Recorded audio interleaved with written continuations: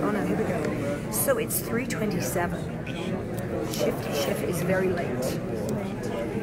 We have met so many. I have not met a Democrat. Everybody's Republican.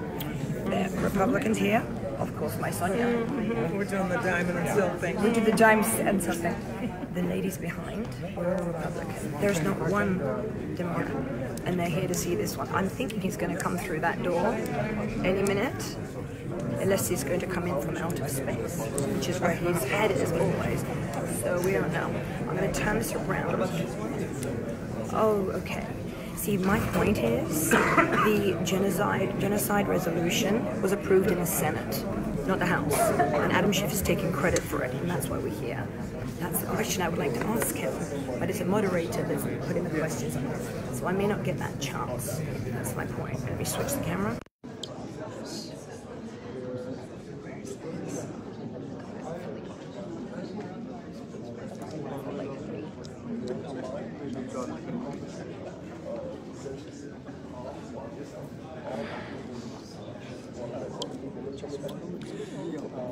So as Sonia just said, pencil neck is probably late because he's putting his tie on. But we're here. He should come through that door. So let's see. Thanks, Rick, for checking in, and Roger, and John, and Leah, and Patty, and Anne-Marie. Yeah. Hi, Roger. Yeah, it's fun doing it with Sonia.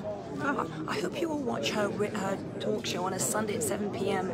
Hi, Mike. Range, Sonia Schmidt Show. The Sonia Schmidt. She's on every Sunday. 7 o'clock our time, Pacific Coast, and East Coast, she's on at 10 o'clock. Yeah. Kim, thanks for joining. And Jeff, hold on. Jeff, my friend Jeff, he is a Democrat. I do love him. He's a good guy. But thank you. I put a lot of Democrats and Republicans. Here it comes.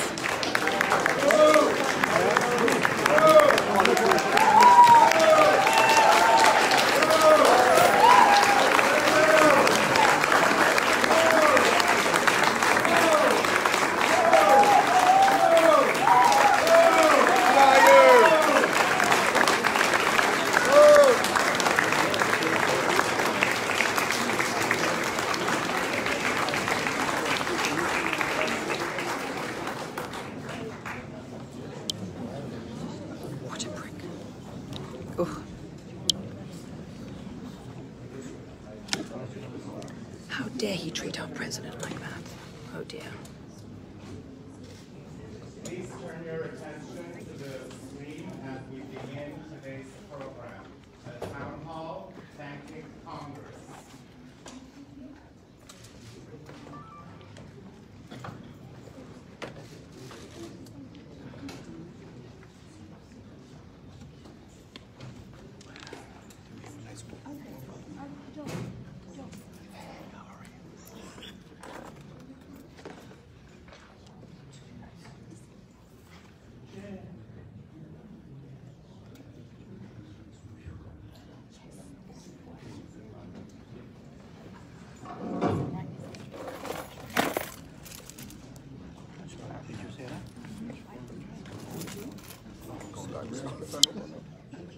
Taking credit, ruining our president's life.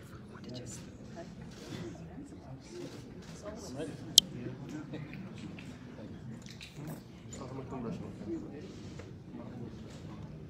There's my friend Errol.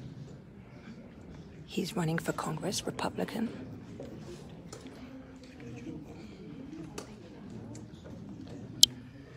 But we're here secret Republicans, but everyone's Republicans. What do you do? Everybody's Republican. Hi, Don. Don is our fabulous black guy, LAPD Republican. Love it. Hi, Michael. Hi, Joey.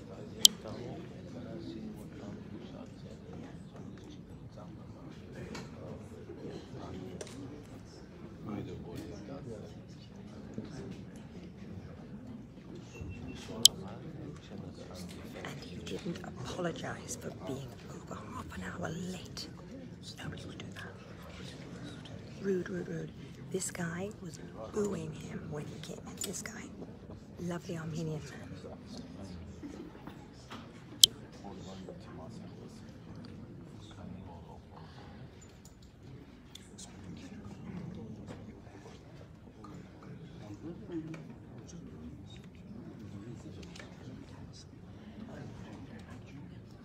have no mercy on him.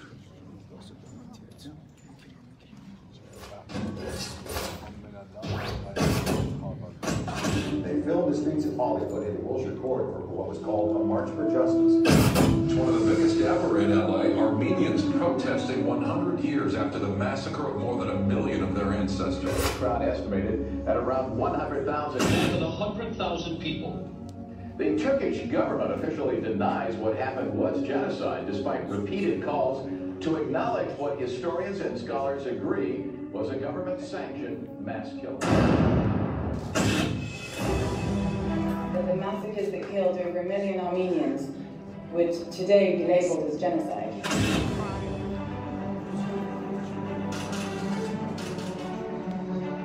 Why Armenia and more genocide?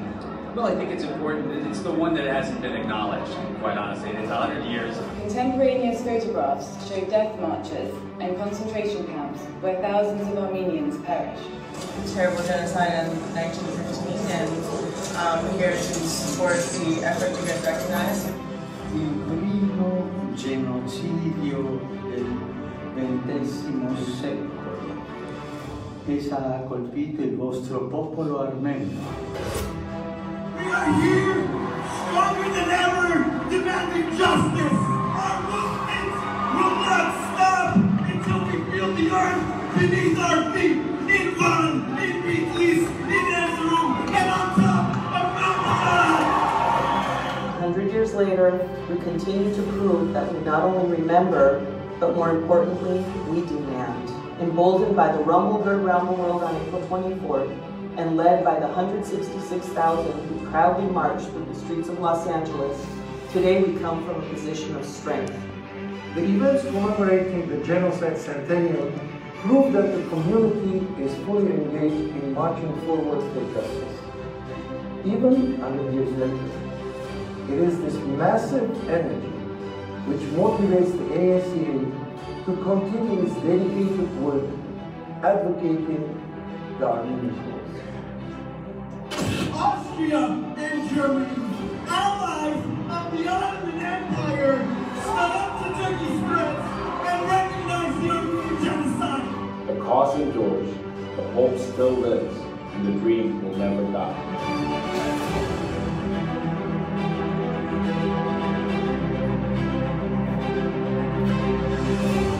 The ANCA remains committed to serve as the second army of the Armenian nation. Join us in our collective struggle. Together, we will prevail. This is not a rock and roll concert! To our murderers, this is revenge!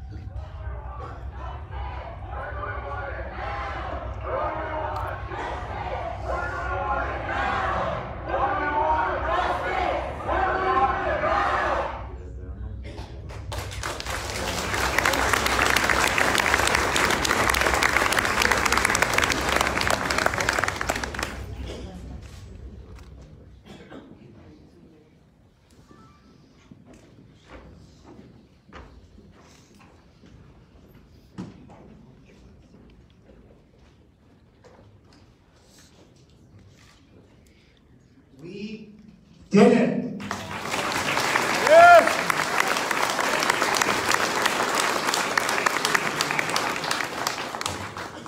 They said, over 100 years have gone by, let the historians decide. But you know what? We did it.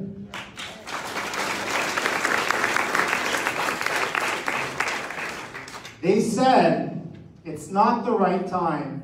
Turkey is a strategic ally. But you know what? We did it.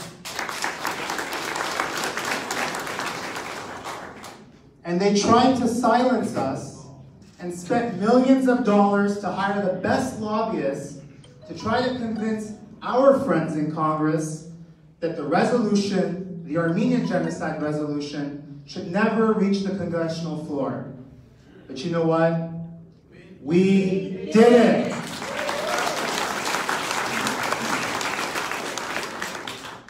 Today is a celebration of our unwavering commitment, a celebration for the advancement of human rights, and a celebration of our predecessors and our ancestors who sacrificed so much for us to see this day.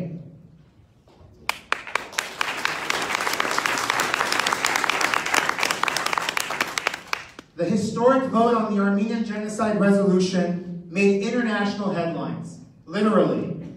From the front pages of the New York Times, the LA Times, the Wall Street Journal, the Washington Post, the Independent, CNN, Fox, NBC, ABC, the list goes on.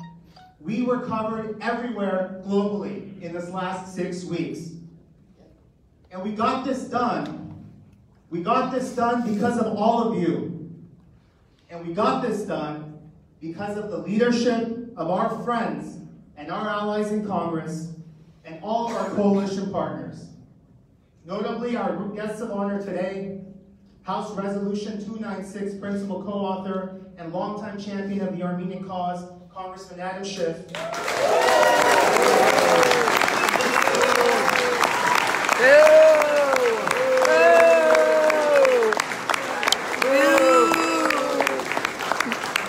And a longtime friend and activist who also recently got blacklisted by Azerbaijan, which we consider an honor, as she does, our co-sponsor, Congresswoman Judy Chu.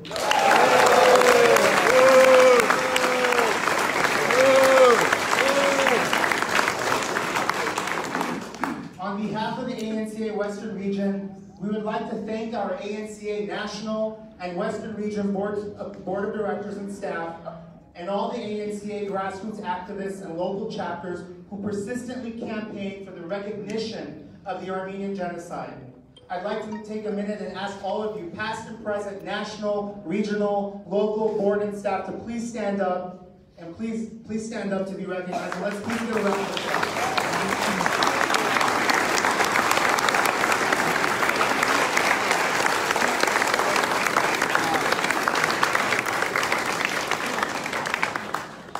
More particularly, I want to thank you, Congressman Schiff, for your commitment, your steadfast determination, and your decades of hard work to bring successful passage of this resolution and to override the largest and longest foreign veto and gag rule over the U.S. Congress in all of American history.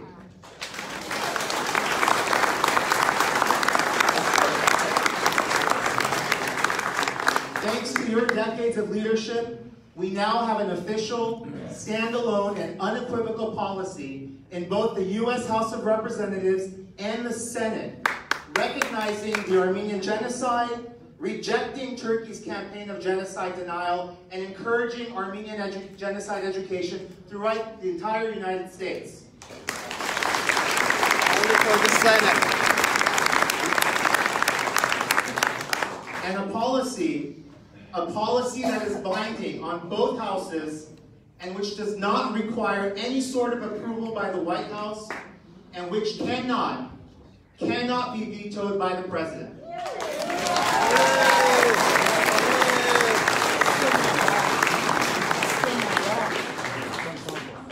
The historic 405-11 vote in the House of Representatives, led by Congressman Schiff, and the 100-0 unanimous consent in the Senate, led by our friends Senator Robert Menendez and Ted Cruz, is the result of a bipartisan, and I repeat, bipartisan effort, which demonstrates to the world that the Armenian cause was never and can never be a partisan issue, and that it will always be above partisan politics. Right.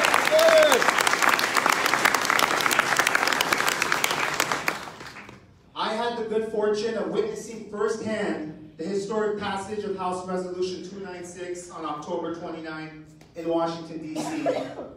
As our ANCA team restlessly observed from the rotunda above the congressional floor in the Capitol, we could not believe the number of votes cast increasing on the monitor from 100 to 200 to 300 and finally to an overwhelming 405 votes. And though silence and decorum was expected of us in the rotunda, we couldn't help ourselves. We jumped out of our seats, yelling and applauding our friends in Congress for coming out on the right side of genocide. At which point, our friends from the bottom below, Congressman Adam Schiff, Congresswoman Judy Chu, Speaker Nancy Pelosi, Congresswoman Jackie Spear and Anna Eshoo, Congressman Brad Sherman, Chairman Elliot Engel, Congressman Chris Smith, and all 405 friends of ours in Congress who voted yes, stopped everything they were doing, looked up to the rotunda, and joined our applause.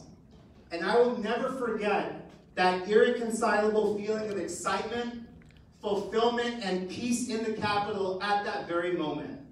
So thank you, Congressman Schiff, Congresswoman Chu, and all of our friends in Congress for helping us make history.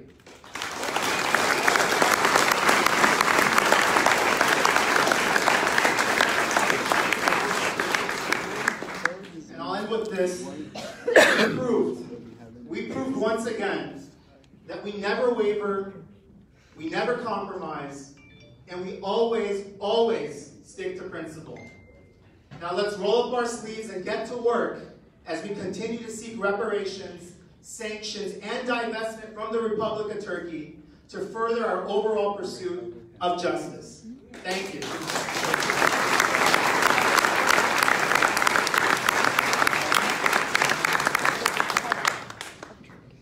Before we get the program underway, I'd like to recognize our dignitaries and special guests who are here with us today in support. And please hold your applause until the end. His Eminence Archbishop Bogdan Derderian of the Western Diocese, Western Prelacy Vicar General Bishop Torkom Donoyan, our guests of honor, Congressman Adam Schiff, representing the 28th District, our guest of honor, Congresswoman Judy Chu, representing the 27th District, Council General of Armenia in Los Angeles, Dr. Armen Bagrutian, Chairman of the Armenian Cultural Foundation, Avedik Izmirlian, California State Senator Anthony Portantino, representing the 25th District, Glendale Mayor Aron Najarian, Glendale Council Member Barton Kharbetian, Burbank Unified School Board Vice Chair Arman Agakhanian, Chair of the Hamastein Western Region Kunal Kortoshian, Honorary Council General of Cyprus in Los Angeles Andreas Kyprianidis, Representative from the Consulate General of Japan in Los Angeles Brian Swords, Noah Sakharov from the Office of Congressman Brad Sherman, and Board Member Paro Asturian, Badet Gordanyan, and Shusha Babudayan from the Armenian Rights Council of America. I'd also like to recognize some of our partner organizations who are here, who helped us further the resolution and get it passed. We have the American Jewish Committee present. We also have the President of the American Hellenic Council, Jim Dimitri Yu. Dylan Hosier, who's the Chief Advocacy Officer of the Israeli American Civic Action Network. Ramon Taksh, who's the President of the Assyrian American Association of Southern California. And Angelica Solis Montero, who's Vice Chair of Los Angeles Human Relations Commission. Thank you all for being here.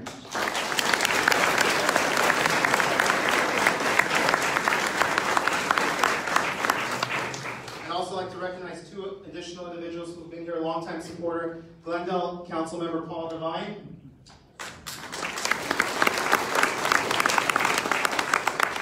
and the chair of the Armenian American Museum, Berich Karapetyan, who is also a prior administrative board member. I'd like to also take a moment of silence. We received word this morning that one of our founders of the ANCA Western Region 50 years ago, Khajan Sarkisian from Northern California, unfortunately passed away this morning. So I'd like to take a moment of silence in respect for Khajan Sarkisian's work and activism throughout the decades.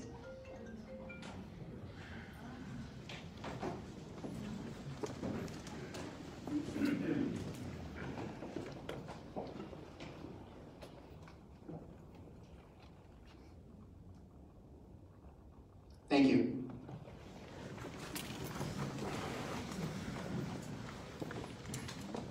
Okay, so let's get our program underway. I'd like to call up a man who needs no introduction, our moderator for the evening, and the English editor of Aspires. Please help me welcome Ara Khachaturian.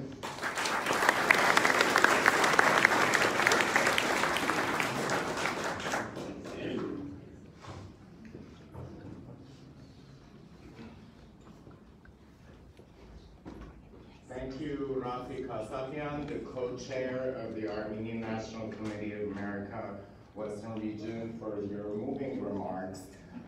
What a week, what a couple of weeks. I mean, 32 years ago in 1987 in August, I was a sophomore in college, and my fellow AYFers said, let's go to DC.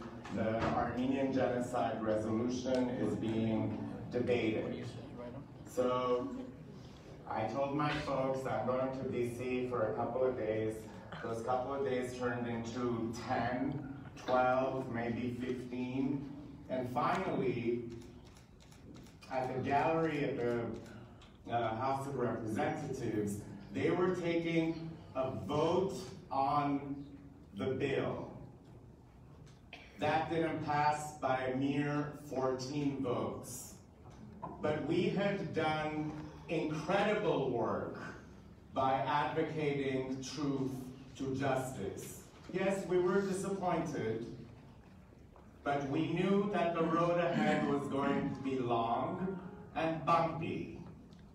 So when we exited Congress on the steps of the Capitol, one of the founders and inspirations of the ANCAWR, Armand Keosian, who is no longer with us, began singing Mer Hayrenik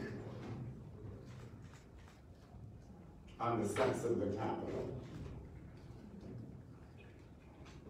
Our journey was long.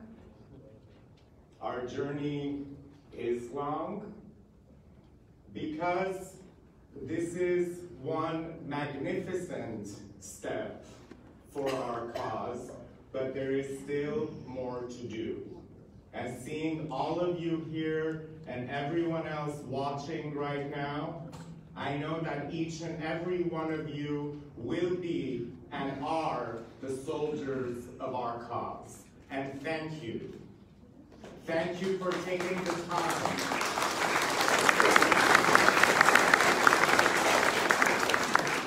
to write your member of Congress, to send faxes, to call, to flood the White House switchboard when need be. It was your voices that brought about 405 yay votes on October 29th on the Capitol.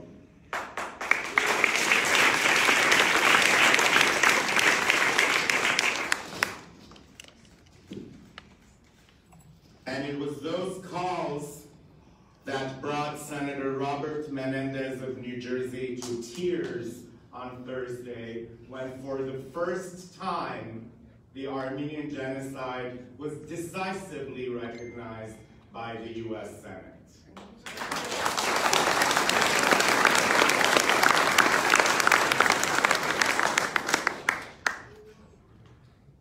We're very fortunate to have two of our own members of Congress here to be able to express our gratitude to the rest of their colleagues, and they will be the messengers of that. The first person I would like to invite to the stage is, I can call him a friend. His first campaign in 2020 was punctuated by the issue of the Armenian genocide. It was his then opponent, Jim Rogan, bringing in then Speaker of the House, Dennis Hastert, to Glendale, and making a campaign pledge that they will pass the Armenian genocide resolution. Well, we all saw what happened. But from the first day that I have known Adam Schiff, when he was still in the California State Legislature, his approach to addressing this critical issue was so passionately powerful because it stemmed from seeking justice for a crime against humanity.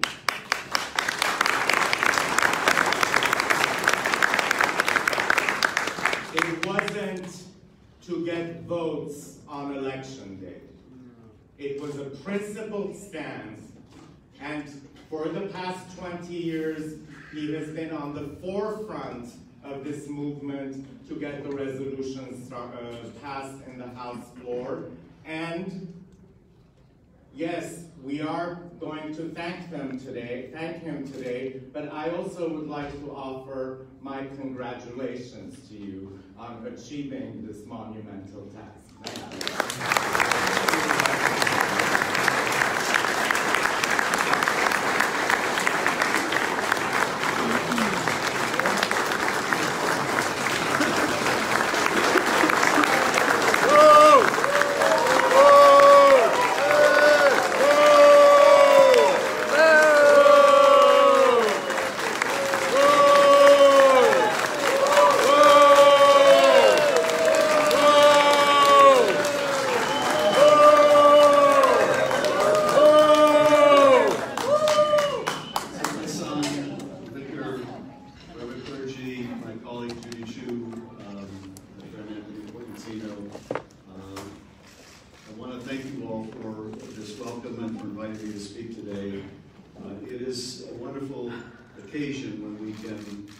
Celebrate the culmination of a lot of hard work over many, many decades.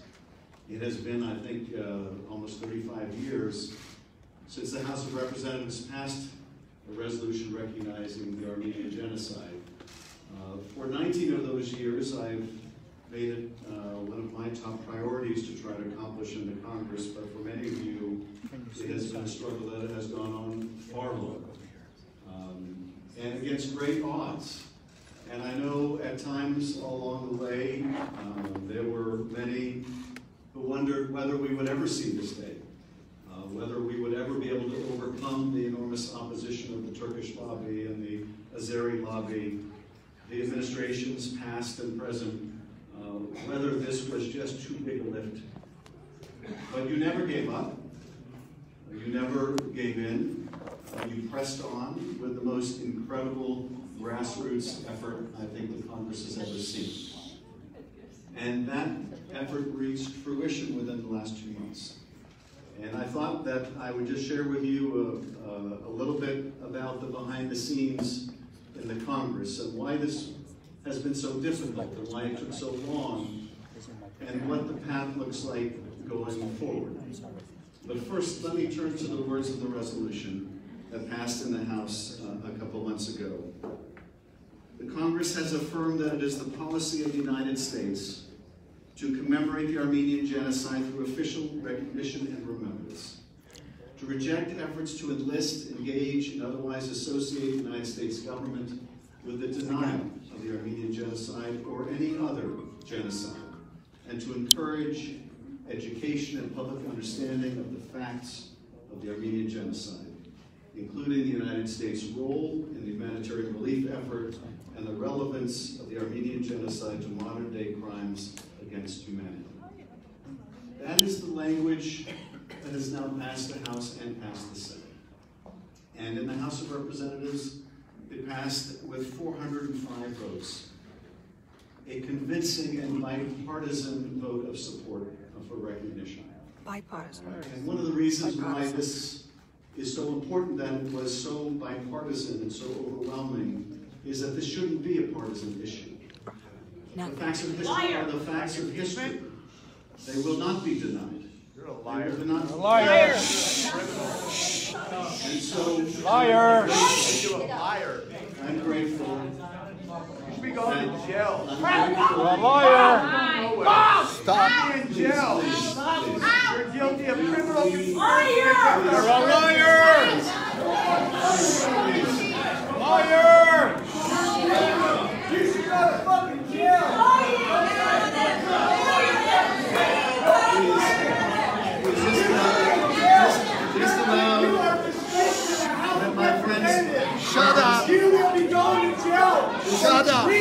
Shut up. You don't want to jail for treason.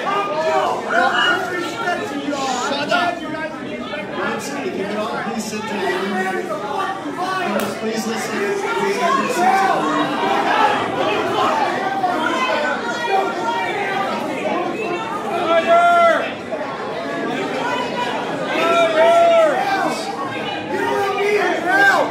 We're going to take the Senate. We're going to take the House. 2024.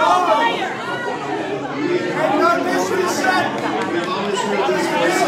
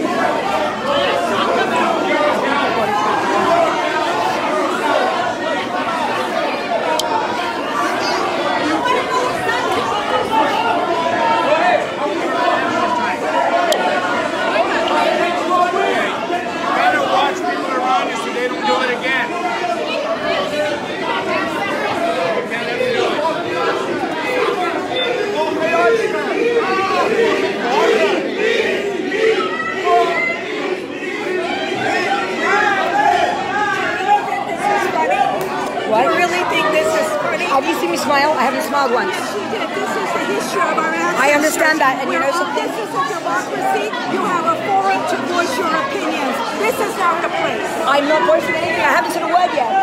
Not yet.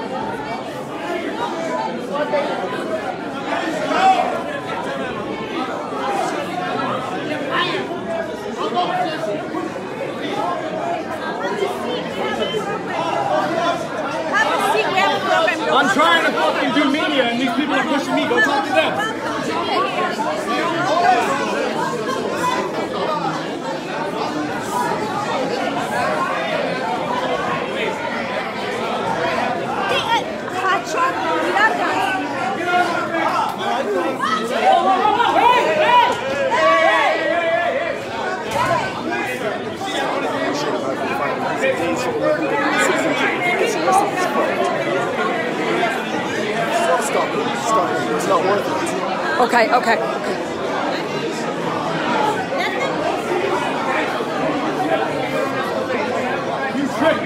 Watch them. Watch him. Then tell me to back the fuck up, man. I'm a grown-ass man. Not when they're distracted. I'm trying to film this, and they're touching me like I'm involved with it. Don't touch the men right. Okay, I'm not leaving. I'm not leaving. This is my first. I'm the chairman of this event. I'm going to press charges. I'm out. Everyone needs something. One right to be here. One right to my First Amendment right.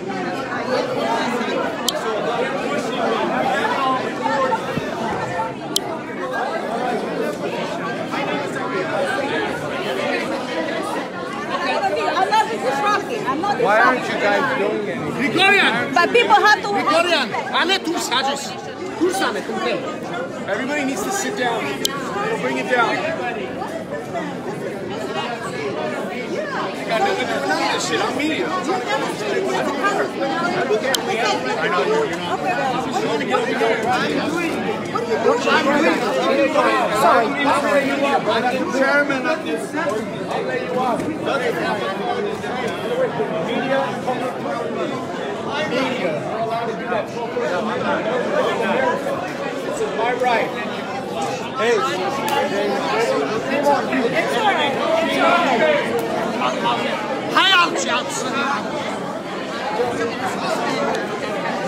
Excuse me, would you mind taking your seat? We need to go forward. I will. Yeah, I'm not doing anything. I said a word. Okay. I want another seat. I'm media, sir. Everyone!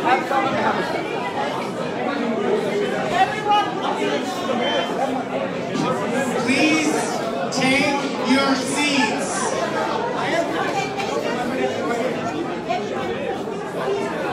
Please take your seats.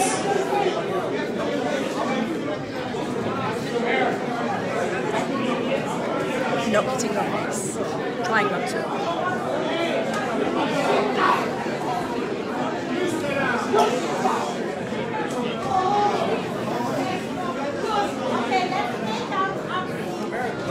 Please take your seats.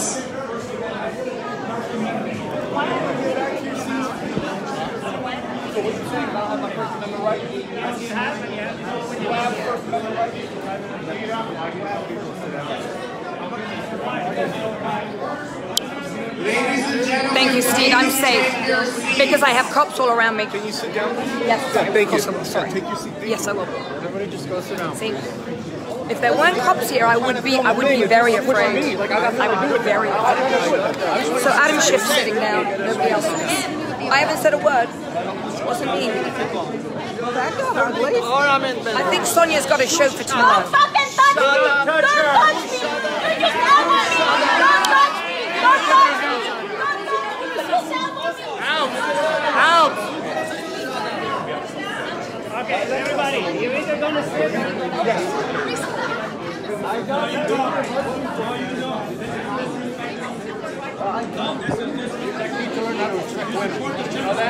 She told me shut up, and she should not say that. No. She has a right to tell you that. You don't have the right to touch her.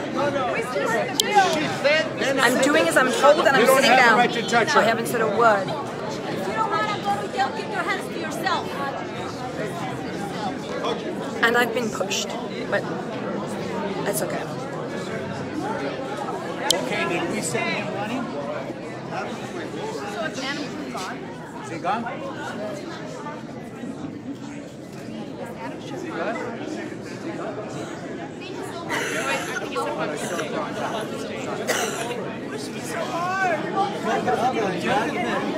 Who pushed you? Please just sit down. Can you please just sit down? Just sit down. Sit down so we can keep going. somebody assaulted her. Okay, we'll talk to her. I wasn't even doing anything. Which one is he? He was trying to fight with Arthur and Which he one is pushed he? me really Sit hard. down. We'll talk He had about that. something Which one is he? He had something on his leg. You're not helping me. Sit down. Sit down.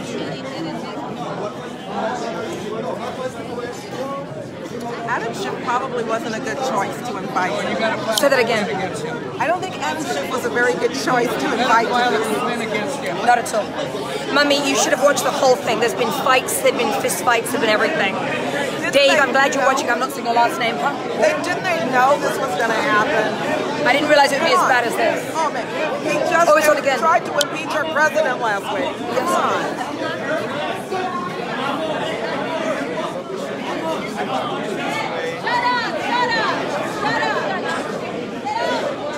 Everyone, please Pro-Armenian, pro-American, pro-Trump supporters.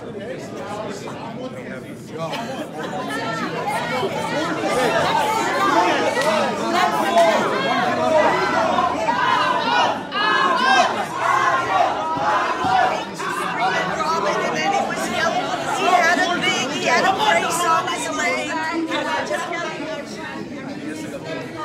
I got pushed as well, but you know, we're alive. Don't worry about it. We've got cops here to protect us. We'll be fine. Neither was I. Neither was I. Neither was I. We've had our expression of freedom of speech. That's Thank right. you, America. Yeah.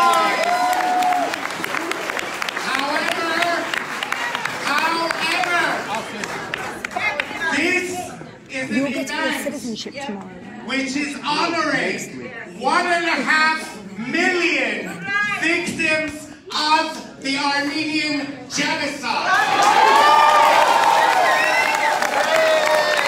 If you are choosing to disrupt this event, please leave.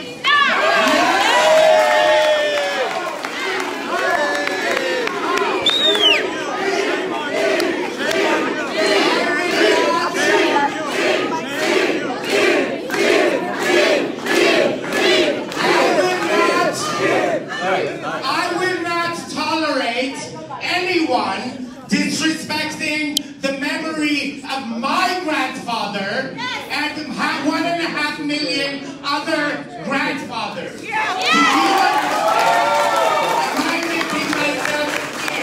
Well, don't let that man sit down. criticize my president. He does not have the right to criticize my president. No, he doesn't. He did. Sit down. Please. Sit down and don't disrespect us.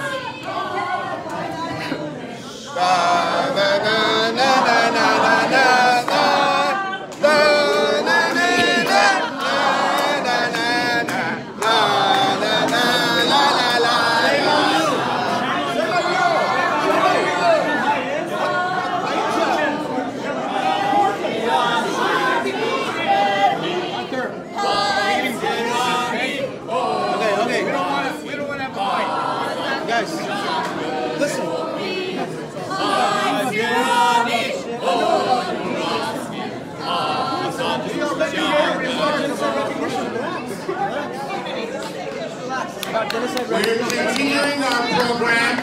Please take your seats.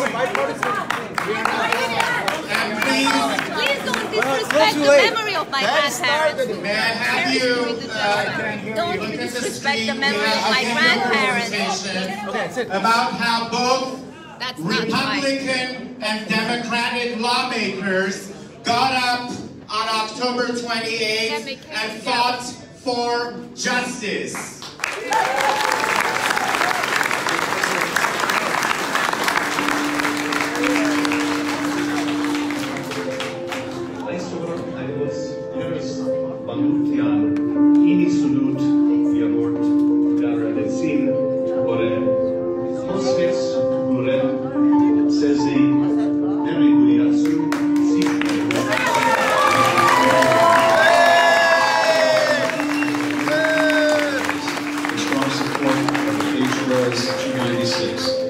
which I introduced along with Representative to recognize and commemorate the Armenian genocide. This is a vote that I have fought for 19 years to cast. My wonderful colleagues, Ashu and Jackie Spear, have fought far longer than I have. It is one that tens of thousands of my constituents, my Armenian American constituents, have waited decades to see. It is a moment that so many have worked and struggled and prayed for. A moment when the House of Representatives refused to be enlisted in the cause of genocide denial. I rise in strong support of this resolution, House Resolution 296, which affirms the Armenian genocide. This is an historic day in the House of Representatives. It is one that I've been waiting for 27 years.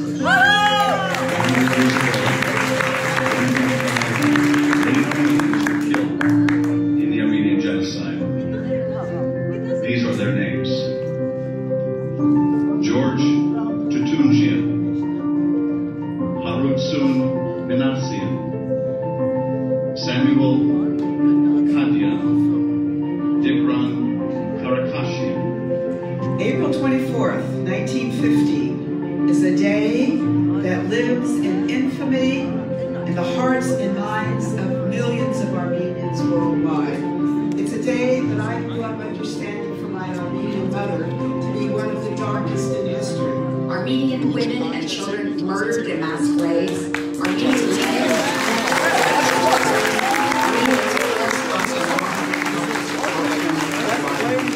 There were 1.5 million Armenians killed in this genocide in 1915. Too often, tragically, the truth of this staggering crime has been denied. Today, let us clearly state the facts on the floor of this House to be etched forever into the congressional record.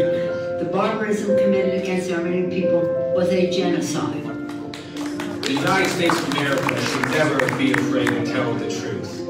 And yet, for too long, we did not recognize Armenian genocide. That ends today. Mr. Speaker, the horrors of the Armenian genocide can never, ever, ever be undone. Yet by acknowledging the suffering of these victims through the official recognition of the Armenian genocide, we can ensure that at least future generations will never forget. The fact is, many other countries have recognized this genocide. It is time for America to also recognize the truth. To deny genocide, on the other hand, is profane. It is, in the words of Elie Wiesel, a double kill. This vote to finally acknowledge the Armenian genocide should have come sooner because of people in my district like Joseph Menchikian. When I met him, he was 104, but from his wheelchair, he told me about the many family members he lost in the genocide. People passed away before he could see this day. He didn't forget them, and neither can we. An open letter to the Turkish people. Today, I write to you on an issue of great importance to both our nations. It is on a subject that many of you, especially the younger generation, may know little about, because it concerns a chapter of history which our government has expended enormous efforts to conceal. They argue that Turkey is such a great ally that we should turn a blind eye to what happened last century. Earlier this month, Turkish forces shelled both to the left and the right of American military bases. American soldiers fled in unseemly haste. Great ally, Turkey is. It is always the right time to recognize genocide, but it is particularly so today.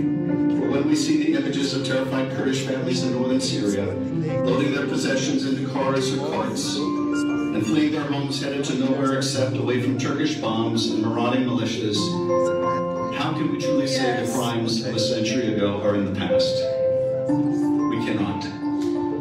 Silence on one genocide is silence on genocides, and I stand here today to support HRS 296 to acknowledge the Armenian genocide by the United States of America.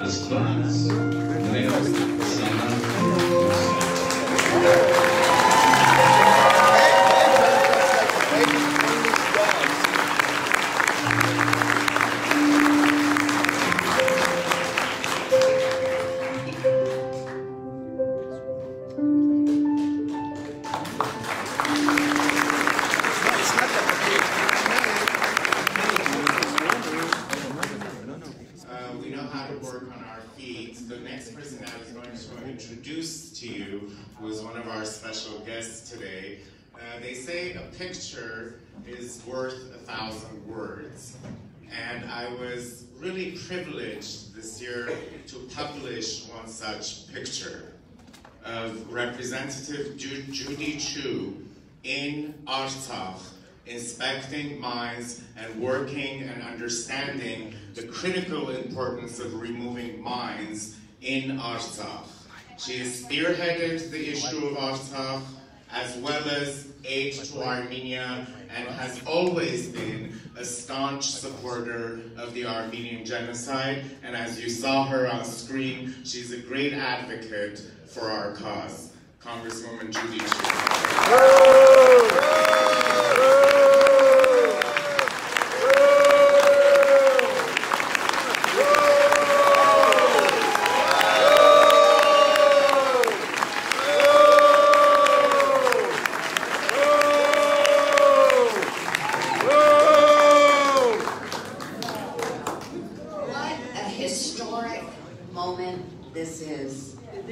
After decades of working for the resolution on the Armenian genocide, finally this moment has come.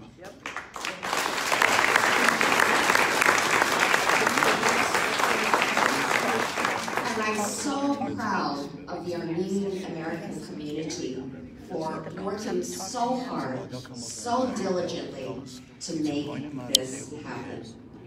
Now, I must tell you, when I am in Washington, D.C., I never miss a moment to boast about my Armenian American population in my congressional district. They have worked so hard. They always make sure that I come to all the events around the Armenian genocide. They created an incredible monument on the Armenian genocide, a very, very moving monument, an upside-down triad which represents the many Armenian leaders that were hung during the genocide, with tears that are represented by drops that go out from that monument one by one, so that in a year, 1.5 million tears will have been dropped. It is very moving to be at that monument, but it is that kind of effort that has taken place over these many decades that has resulted in this moment. And I want to tell you, actually for me, it started even before that. It was 25 years ago when I was on the Monterey Park City Council, and the Armenian American community invited me to the Armenian Genocide commemoration in Montebello. And it was there that I heard all the stories about what happened to the genocide and about how necessary it was to have the resolution and the official recognition of this genocide. You educated me, and that's how I knew I had to become involved in this issue.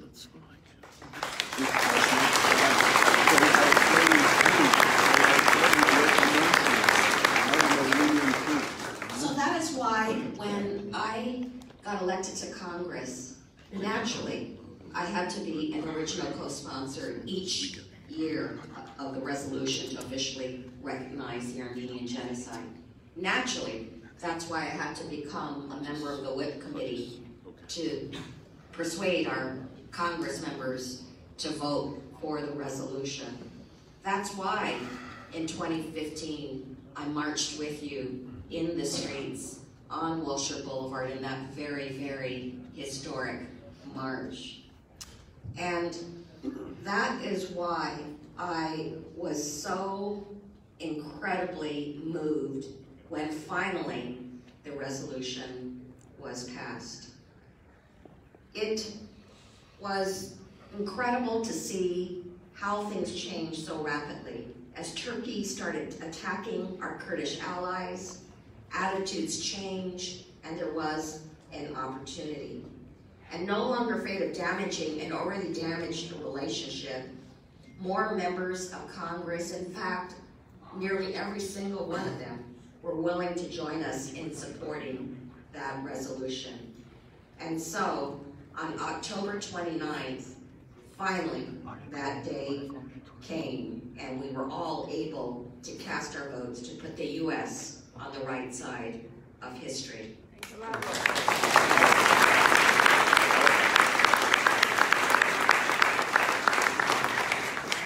And I remember giving the speech right before that resolution passed. I talked about going to Armenia and going to the Armenian Genocide Museum and seeing the many, many pictures of Armenian women and children murdered in mass graves, the pathways of the long death marches where they had to go without food or water. And that's why I had to talk about this incredible man named Joseph Bibo Menjikian. When I met him a few years ago, Bibo was 104 years young. But from his wheelchair, he told me about the many family members that he lost in the genocide. Well, Bibo passed away before that historic day in October when we voted to officially acknowledge what happened. But he was in my mind as I looked up at the gallery and saw dozens of Armenians watching the vote that we thought might never happen, with tears in their eyes. And I wondered what Bibo would think at this moment. I hope he is proud of what you helped us accomplish with all your hard work. And I can only imagine how thrilled he would be to know that the Senate passed this resolution as well. This is a day for us to celebrate, a day for us to commemorate, a day for us to be united around this country finally doing the right thing. Thank you so much.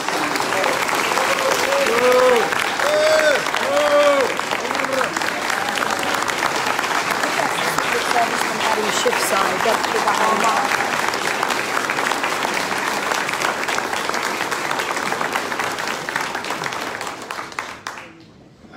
I can definitely say that for every Armenian, at least living in the United States, October 29th was that thing that we can go around and ask, what were you doing on this day at that hour? And everyone will have a uniquely personal story.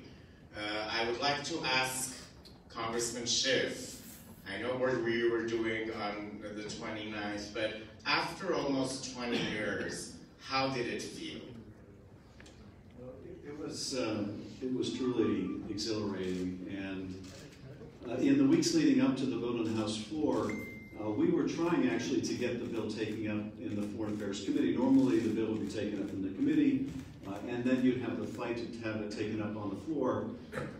We had come very close in the past. We had, from time to time over the last 2 decades, succeeded in having the bill taken up. I remember the first time it was being voted on in the last 20 years in the Foreign Affairs Committee.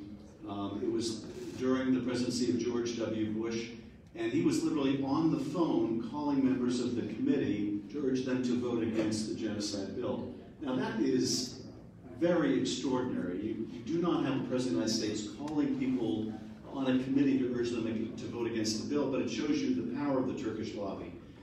We got it through the committee, and then as the bill was about to be taken up on the floor, I was carrying the bill that year, and we had gathered with your good work over 230 co-sponsors. You only need 218 members to pass the bill, but we had over 230.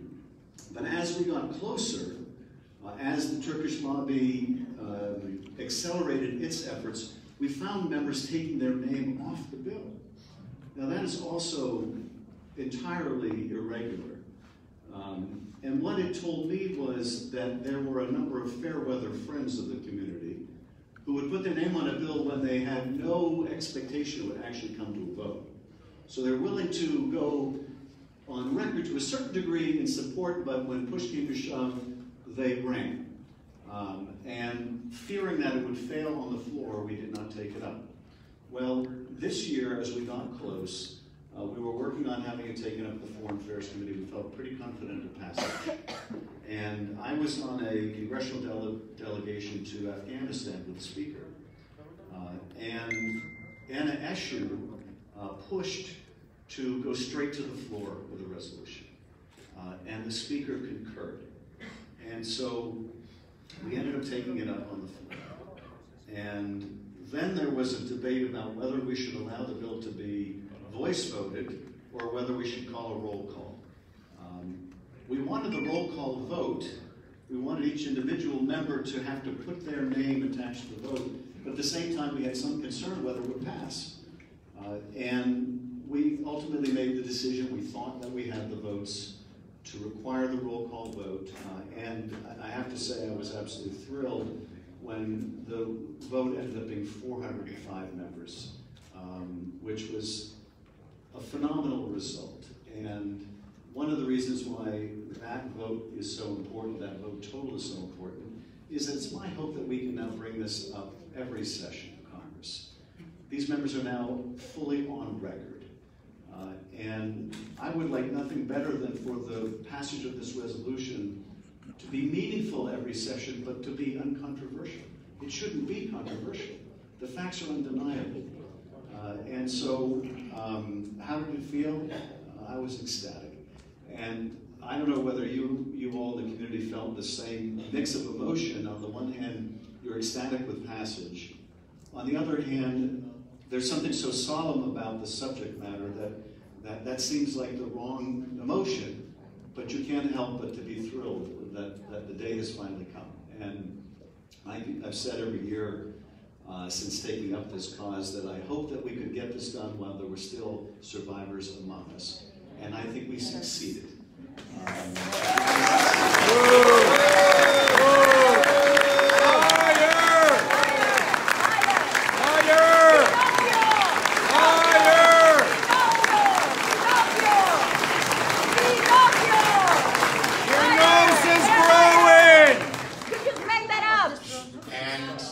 Also, for us too, having 405 out of 435 members of the House really back this effort for human rights, justice, and for also prevention of genocide, so others will not see it, was extremely monumental. I know everyone who has had a survivor of the genocide knows that that was a hats off to them.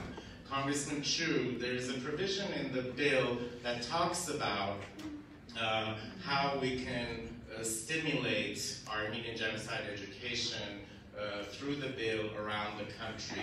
What would you suggest would be some of the steps to be taken? In California, there is Armenian genocide education in the public schools, but how can we move beyond California and the other states? It is so important to have education in the curriculum about the Armenian genocide.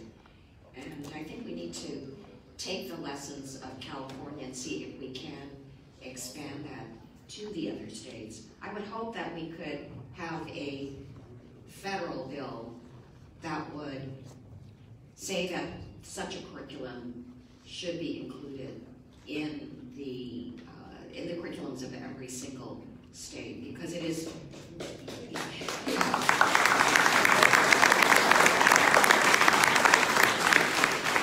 it starts with the children. It starts with their knowledge about what happened, and it is only if they can understand what happened that it can never happen again. And so that is why I actually sent a letter to several publishers to include the mention of the Armenian genocide in the textbooks, because that actually many teachers plan their education around what is in the textbook. So that is another way of making sure that there is some education for students at the very basic level about what happened. And that too is part of the whole process. It isn't just getting lawmakers to approve legislation recognizing the genocide. It's also the education aspect. I grew up in Lexington, Massachusetts, went to public school. We study Bless World you. War I, and then I had to raise my hand and say, well, what about the Armenian genocide? Same with the press. 32 years ago when we were up on Capitol Hill, when I was just talking about it, there was nary a mention of what happened on Capitol Hill that day. And in fact, the editorial boards of large newspapers, New York Times, Wall Street Journal, Washington Post, who now all agree that not only does the United States have to recognize the genocide, but so does Turkey, back then were saying, well, there really wasn't a genocide, and debating the facts, where, for example, the New York Times was the paper of record covering the events as they were happening from 1915 to 1923. That too is part of advocacy. That too is part of acting and making sure that justice prevails, not just in the halls of Congress and hopefully in the White House, but also in the press, in the classrooms of America. So if there wasn't an Armenian in a class, nobody would raise their hand and say, well, what about my grandfather's story or for my grandmother's story? As we paused for a moment of silence earlier for losing one of the founders of the ANCA, and as we've talked about this issue, there have been decades put forth in fighting for justice for the Armenian genocide, and this fight that culminated in the congressional passage of the resolution involved many, hundreds, thousands of dedicated activists who, outside of their jobs and everyday lives, made sure that this was part and parcel of who they were. I'd like us to watch a video that talks about the genesis of that activism and how we came